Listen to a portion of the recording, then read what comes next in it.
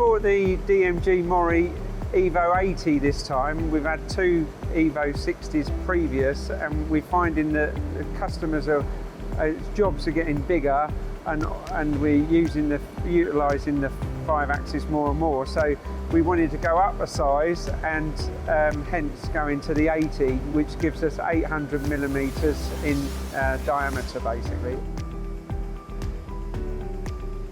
We're looking at all different things to save energy, to help the environment, and we've just installed the Wogaard Coolant Saver on all the machines in here. So we're conscious about the environment here at BTEC, and we just want to say that it's an excellent product. It's sucking the water out of the swarf brilliantly, and it's saving us money in the long run. So